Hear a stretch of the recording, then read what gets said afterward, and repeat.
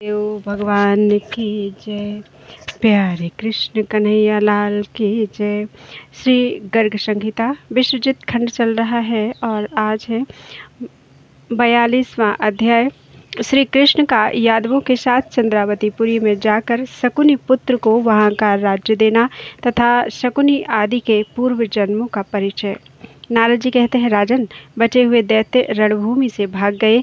यादवेंद्र भगवान श्रीहरि वीणा, वेणु, मृदंग और दुंदुभी आदि बाजे बजवाते और सूत मागध एवं बंदी जनों के मुख से अपने यश का गान सुनते हुए पुत्रों तथा अन्य यादवों के साथ सेना से घिरकर शंख, चक्र, गदा, कमल और सारंग धनुष से सुशोभित हो देवताओं सहित चंद्रावतीपुरी में गए। वहां अपने पति के मारे जाने के कारण रानी मदालसा शकुनी के पुत्र को गोद में लिए दुख से आतुर हो अत्यंत करुणाजनक विलाप कर रही थी। उसके मुख पर अश्रुधारा बह रही थी और वह अत्यंत दीन हो गई थी। उसने तुरंत ही हाथ जोड़कर अपने बच्चे को श्री कृष्ण के चरणों में डाल दिया और भगवान को नमस्कार करके कहा। मदालसा बोली, प्रभु आदिदेव, आप भूतल का भार उतारने के लिए यदुकुल में अवतीर्ण हुए हैं। आप ही संसार के सृष्टा हैं और प्रलय काल आने पर आप ही इसका संहार करेंगे, किंतु आप कभी गुणों से लिप्त नहीं होते।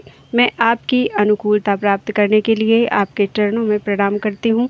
मेरा बेटा बहुत डरा हुआ है, आप इसकी रक्षा कीजिए।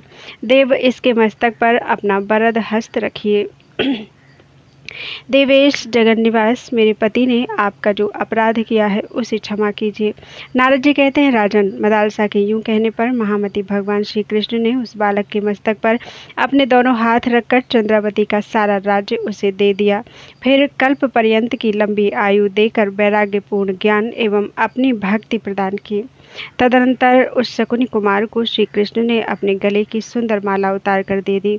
शकुनी ने पहले युद्ध में इंद्र से जो उच्च ही श्रवा घोड़ा, चिंतामणि रत्न, कामधेनु और कल्प वृक्ष छीन लिए थे, वे सब श्री जनार्दन ने प्रयत्न पूर्वक देवेंद्र को लौटा दिए, क्योंकि भगवान स्वयं ही गौओं, ब्राह्मणों, देवताओं, साधुओं तथा वेदों के प्रतिपालक हैं।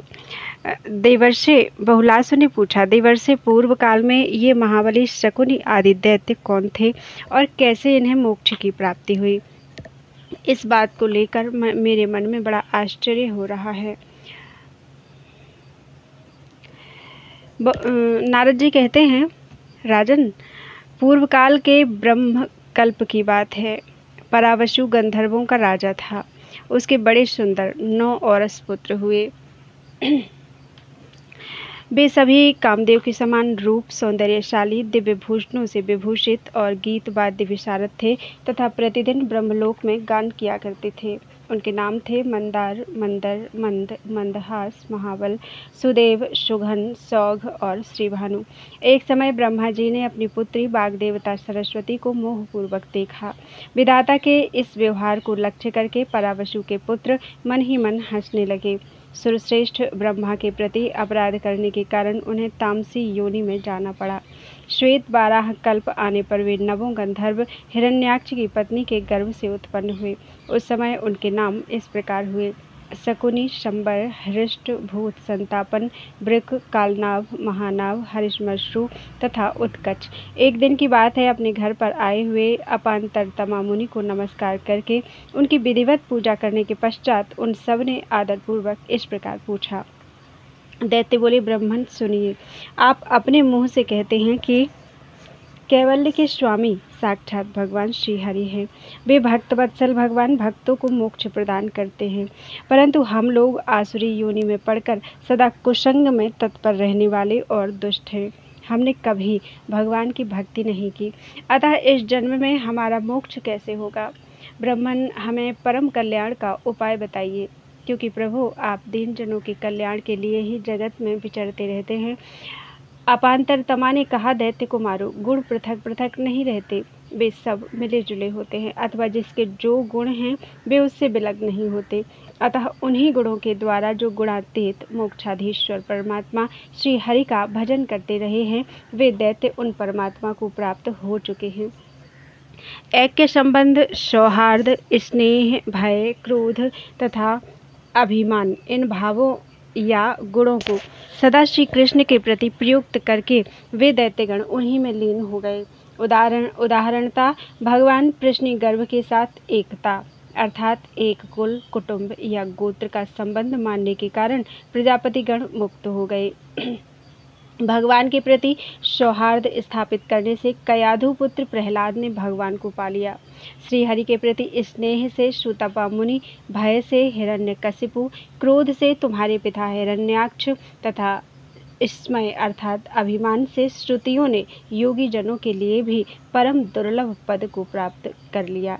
जिस किसी भाव से संभव हो श्री कृष्ण में मन को लगाएं। ये देवता लोग भक्ति योग के द्वारा ही भगवान में मन लगाकर उनका धाम प्राप्त करते हैं। नारद जी कहते हैं, राजन, यूं कहकर अपांतरतम मुनि अंतर्धान हो गए। तब से शकुनी आदि ने परिपूर्णतम श्रीहरि में बैरभाव स्थापित किया। उन्होंने बैरभाव से ही परमेश्वर श्री कृष्ण को पा लिया। राजेंद्र, इसमें कोई आश्चर्य न मानो। जैसे कीड़ा भ्रमर का चिंतन करने से तद्रूप हो जाता है, उसी प्रकार भगवत चिंतन करने वाला जीव भगवान का सारूप्य प्राप्त कर लेता है। इस प्रकार श्री गर्ग संहिता में विश्वजित खंड के अंतर्गत नारद बहुलास संवाद में शकुनी पुत्र पर कृपा नामक 42वां अध्याय पूरा हुआ। बोलो वृंदावन बिहारी लाल की जय। 43वां अध्याय। इलाव्रत वर्ष में राजा शोभन से भेंट की प्राप्ति, स्वयंभू मनु की तपोभूमि में मूर्तिमती सिद्धियों का निवास, लीलावतीपुरी में अग्निदेव से उपायन की उपलब्धि, वेदनगर में मूर्तिमान वेद, राग, ताल, स्वर, ग्राम और नृत्य के भेदों का वर्णन। श्री नारद जी कहते हैं, राजन, इस प्रकार भद्राश्व वर्ष पर विजय पाकर श्री यादवेश्वर हरि यादव सैनिकों के साथ इलाव्रत वर्ष को गए। मिथिलेश्वर इलाव्रत वर्ष में ही रत्नमय शिखरों से सुशोभित देवताओं का निवास स्थान, दीप्तिमान स्वर्णमय पर्वत गिरिराजाधिराज सुमेरु है, जो भूमंडल रूपी कमल की कर्णिका के समान शोभा पाता है। उसके चारों ओर मंदर, मेरु मंदर, सुपार्श्व तथा कुमुद, ये 4 पर्वत शोभा पाते हैं। इन चारों से घिरा हुआ वह एक गिरिराज सुमेरु धर्म, अर्थ, काम और मोक्ष, इन 4 पदार्थों से युक्त मनोरथ की भांति शोभा पाता है। उस इलाव्रत वर्ष में जम्बू फल के रस से उत्पन्न होने वाला जाम्बू नद नामक स्वतः सिद्ध स्वर्ण उपलब्ध होता है। वहाँ जम्बू रस से अरुणोदा नाम की नदी प्रकट हुई है, जिसका जल पीने से इस भूतल पर कोई रोग नहीं होता।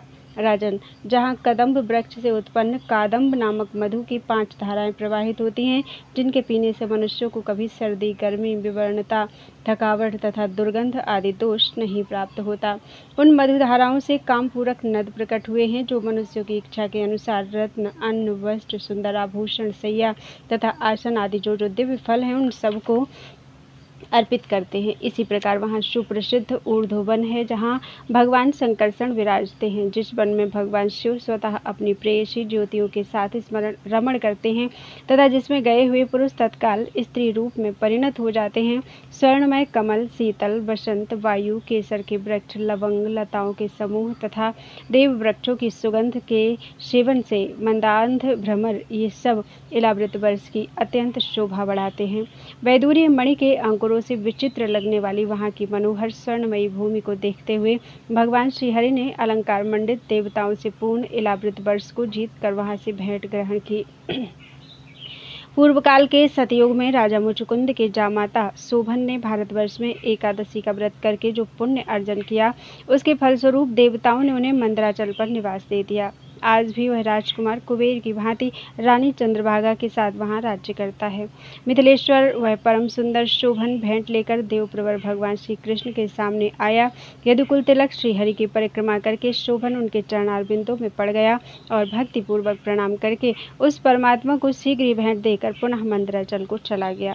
बहुलासों ने पूछा, देवर्षि प्रवर, राजा शोभन के चले जाने पर भगवान मधुसूदन ने आगे कौन सा कार्य किया, यह बतलाइए। श्री नारद जी ने कहा, राजन, उस मंदराचल के शिखर पर एक परम दिव्य सरोवर है, उसमें स्वर्णमय कमल खिलते हैं। यह देखकर किरीटधारी अर्जुन ने माधव श्री कृष्ण से पूछा, देवकी नंदन, सुवर्णमयी लताओं और स्वर्णमय कमलों से व्याप्त यह अद्भुत कुंड किसका है, मुझे बताइए। श्री भगवान ने कहा, स्वयंभू मनु के कुल में उत्पन्न आदि राजाधिराज पृथु ने यहाँ दिव्य तप किया था, उन्हीं का यह अद्भुत दिव्य कुंड है। पार्थ, इसका जल पीकर मनुष्य सब पापों से मुक्त हो जाता है तथा इसमें स्नान करके नरेतर प्राणी भी मेरे परम धाम में पहुंच जाता है। श्री नारद जी कहते हैं, राजन, यही साक्षात भगवान ने एक तपोभूमि में पदार्पण किया, जहाँ सदा 8 सिद्धियाँ मूर्तिमती होकर नृत्य करती हैं। उन सिद्धियों को देखकर उद्धव ने सनातन भगवान से पूछा। उद्धव बोले, भगवान, मंदराचल के समीप यह किसकी तपोभूमि है? प्रभु, यहाँ कौन सी स्त्रियाँ मूर्तिमान होकर विराज रही हैं? कृपया यह बताइए। श्री भगवान ने कहा, उद्धव, यहाँ पूर्व काल में स्वयंभू मनु ने तपस्या की थी। उन्हीं की यह सुंदर तपोभूमि है जो आज भी परम कल्याणकारिणी है। यही नारी रूप धारिणी 8 सिद्धियाँ सदा विद्यमान रहती हैं। यहाँ जो कोई भी आ जाए उसे भी 8 सिद्धियाँ प्राप्त हो जाती हैं। यहाँ एक क्षण भी तपस्या करके मानव देवत्व प्राप्त कर लेता है। चतुर्मुख ब्रह्मा भी इस तपोभूमि के महात्म्य का वर्णन करने में समर्थ नहीं है। श्री नारद जी कहते हैं, राजन, यूँ कहकर भगवान श्री कृष्ण अपनी सेना से घिरे हुए और बारंबार दुंदुभी बजवाते हुए उन अत्यंत उत्कट प्रदेशों में गए जहाँ पूर्व काल में हिरण्यकशिपु दैत्य ने तपस्या की थी और जहाँ लीलावती नाम की एक स्वर्णमयी नगरी है। उस लीलावती के स्वामी साक्षात बीतिहोत्र नामधारी अग्नि हैं, जो उत्तम व्रत का पालन करते हुए नित्य मूर्तिमान होकर राज्य करते हैं। उन धनंजय देव ने भी परम पुरुष परमात्मा श्री कृष्ण चंद्र को भेंट देकर उनकी उत्तम स्तुति की। इस प्रकार सारे इलाव्रत वर्ष का दर्शन करते हुए देवाधिदेव भगवान श्री कृष्ण वेदनगर में गए, जो जम्बूद्वीप का एक मनोरम स्थान है। उस नगर में भगवान निगम सदा मूर्तिमान होकर दिखाई देते हैं। उनकी सभा में सदा वीणा, पुस्तक धारिणी, वाग्देवता वाणी सुंदर एवं मंगल के अधिष्ठानभूत श्री कृष्ण चरित का गान करती हैं। नरेश्वर, उर्वशी और विप्रचित्ती आदि अप्सराएं वहाँ नृत्य करती हैं और अपने हाव भाव तथा कटाक्षों द्वारा वेदेश्वर को रिझाती रहती हैं।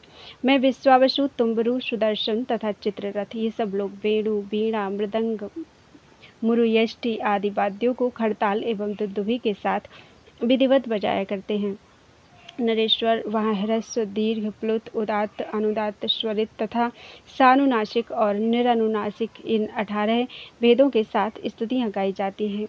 नरेश्वर वेदपुर में 8 ताल, 7 स्वर तथा 3 ग्राम मूर्तिमान होकर विराजते हैं। वेदनगर में राग रागनियाँ भी मूर्तिमती होकर निवास करती हैं।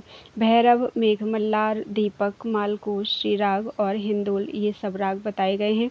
इनकी 5-5 स्त्रियाँ रागिनियाँ हैं और 8-8 पुत्र हैं। नरेश्वर वे सब वहाँ मूर्तिमान होकर विचरते हैं। भैरव भूरे रंग का है, मालकोस का रंग तोते के समान हरा है, मेघ मल्लार की कांति मोर के समान है, दीपक का रंग सुवर्ण के समान है और श्रीराग अरुण रंग का है। मिथिलेश्वर हिंदोल का रंग दिव्यहंस के समान शोभा पाता है। बहुलासु ने पूछा, मुनिश्रेष्ठ, ताल, स्वर, ग्राम और नृत्य, इनके कितने कितने भेद हैं? इन सब का नामोल्लेख पूर्वक वर्णन कीजिए। नारद जी ने कहा, राजन, रूपक, चर्चरीक, परमठ, विराट, कमठ, मल्लख, झटित और जुटा, ये 8 ताल हैं। राजन, निषाद, ऋषभ, गंधार, षडज, मध्यम, धैवत तथा पंचम, ये 7 स्वर कहे गए हैं। माधुर्य, गांधार और ध्रव्य, ये 3 ग्राम माने गए हैं। रास, तांडव, नाट्य, गांधर्व, किन्नर, वैद्याधर, गौहियक और अप्सरस, ये 8 नृत्य के भेद हैं। ये सभी 10-10 हाव भाव और अनुभावों से युक्त हैं। स्वरों का बोध कराने वाला पद सा रे गा मा पा धा नी इस प्रकार है। राजन, यह सब मैंने तुम्हें बताया, अब और क्या सुनना चाहते हो? इस प्रकार श्री गर्ग संहिता में विश्वजित खंड के अंतर्गत नारद बहुलाश संवाद में वेद नगर का वर्णन नामक 43वां अध्याय पूरा हुआ। बोलो वृंदावन बिहारी लाल की जय। त्वदीयं वस्तु गोविंदम तुभ्यमेव समर्पितम्।